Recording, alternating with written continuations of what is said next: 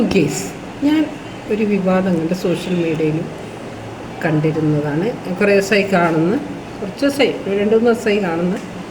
പിന്നെ ഒരു പെണ്ണ് ഒളിച്ചോടിയത് കാരണം എന്ന് വെച്ചാൽ 3 കുട്ടികളും ഭാര്യയുള്ള ആളാണ് ഇവിടെ കൊണ്ടുപോയിക്കുക.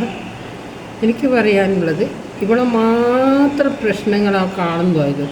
ഇവിടെ അങ്ങനെ പോയി, ഇവിടെ പിന്നെ പ്രവാസിൻ്റെ സ്വർണം അതും ഇതെല്ലാം കൊണ്ടുപോയി എന്ന് പറയുന്നു. അപ്പം ഇതിൽ പോയതിൽ 2 പങ്കാളികളല്ല, കൂട്ടിയോനും പോയോളും 2 അതിൽ പങ്കാളികളാണ്.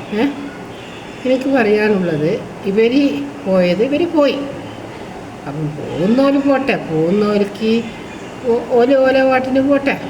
അതിന് നമ്മളെന്തിനാ വിഷമിക്കേണ്ട കാര്യം? കാരണം എന്ന് വെച്ചാൽ നമ്മളെ ലൈനിൽ നിൽക്കണം. ഒരു ഭാര്യയായാലും ഭർത്താവായാലും ആരായാലും ശരി, നമ്മളെ കൺട്രോളിൽ നിൽക്കണം.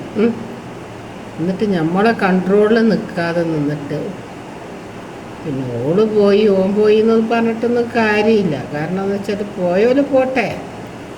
പോയാൽ എനിക്ക് പറയാനുള്ളത് ആ കുട്ടിയുടെ കാര്യം. ചെറിയ 6 വയസ്സായ കുട്ടി, ആ കുട്ടി എന്തുപയോഗിച്ചു. പക്ഷേങ്കിൽ ആ കുട്ടിനെ ഓക്ക് വിട്ടുകൊടുക്കാൻ കഴിയില്ല. കാരണം എന്ന് വെച്ചാൽ ഒരമ്മക്ക് ഒരിക്കലും ഒരു കുട്ടിനെ വിട്ടുകൊടുക്കാൻ കഴിയില്ല. അത് ഏതൊരാളായാലും വിട്ടുകൊടുക്കാൻ കഴിയില്ല. നമ്മൾ പറയുന്നത് ഇത് നമ്മൾ മോൻ്റെ അടുത്ത് വിട്ടുകൊടുത്താൽ അത് ശരിയായിരിക്കും, സേഫായിരിക്കാം. പക്ഷേങ്കിൽ മോനൊരു കല്യാണം കഴിച്ച് കഴിഞ്ഞാൽ ആ ഭാര്യ ഈ കുട്ടിനോട് എങ്ങനെയാണ് പെരുമാറുന്നതെന്ന് പറയാൻ പറ്റുമോ? പറ്റൂലല്ലോ. മൊത്തത്തിൽ ഇത് കംപ്ലൈൻറ്റില്ല. എനിക്ക് പറയാനുള്ളത്, ഇവൻ പറയുന്നത് ഇപ്പോൾ ഓളെ സ്വീകരിക്കില്ല എന്നാണ് പറയുന്നത്. അപ്പം എനിക്ക് പറയാനുള്ളത്, ഓന് ഓളെ സ്വീകരിക്കുക തന്നെ ചെയ്യണം. കാരണം എന്ന് വെച്ചാൽ തെറ്റാർക്കും പറ്റാം. അത് തിരുത്താൻ സമയം നിങ്ങൾ കൊടുക്കുക, അതാണ് വേണ്ടത്. അല്ലാണ്ട് ഓളെ ഇങ്ങോട്ട് കയറ്റണ്ട, ഓളെ അടുപ്പിക്കണ്ട എന്നൊന്നും പറയുന്നതിലൊരു വിഷയമല്ല ഇത്.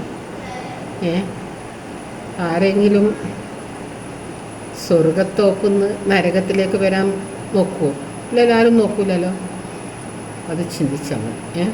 അപ്പം അതിൻ്റെ ഉള്ളിലുള്ള പ്രശ്നങ്ങൾ എന്തെന്നാന്ന് എനിക്കും അറിയില്ല, നിങ്ങൾക്കും അറിയില്ല, ആർക്കും അറിയില്ല. അതുകൊണ്ട് നമ്മൾ അവരെ എങ്ങനെയെങ്കിലും ഒന്നിപ്പിക്കണം.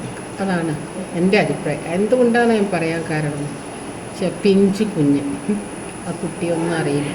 പിന്നെ മറ്റോൻ്റെ 3 കുട്ടികൾ, അവരുടെ ഭാവി ജീവിതം.